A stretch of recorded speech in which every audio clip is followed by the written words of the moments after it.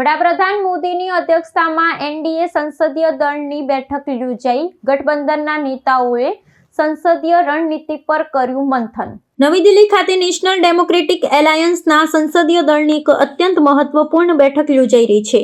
આ ઉચ્ચ સ્તરીય બેઠકમાં વડાપ્રધાન નરેન્દ્ર મોદી, કેન્દ્રીય ગૃહમંત્રી અમિત શાહ અને વરિષ્ઠ નેતા નીતિન નવીન સહિત ગઠબંધનના અનેક અગ્રણી નેતાઓ અને સાંસદો ઉપસ્થિત રહ્યા છે।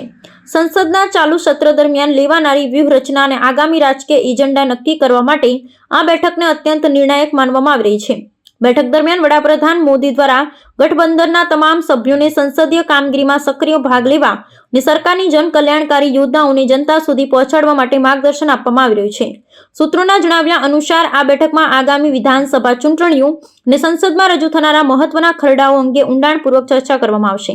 ગઠબંધનના તમામ પક્ષો વચ્ચે પરસ્પર સંકલન જાળવી રાખવા, વિરોધ પક્ષોના અવરોધોનો સામનો કરવા માટેના આયોજન પર વિશેષ ભાર મૂકવામાં આવ્યો છે।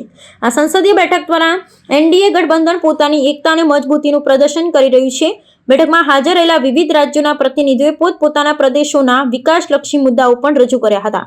વડાપ્રધાને તમામ સાંસદોને શિસ્તબદ્ધ રીતે ગૃહની ગરિમા જાળવવા અને રાષ્ટ્રીય હિતના મુદ્દે મક્કમ રહેવા અપીલ કરી છે। આ બેઠકના નિષ્કર્ષો આગામી દિવસોમાં દેશના રાજકીય વાતાવરણ અને સંસદીય કાર્યવાહી પર દૂરોગામી અસર કરશે તેવી શક્યતા છે।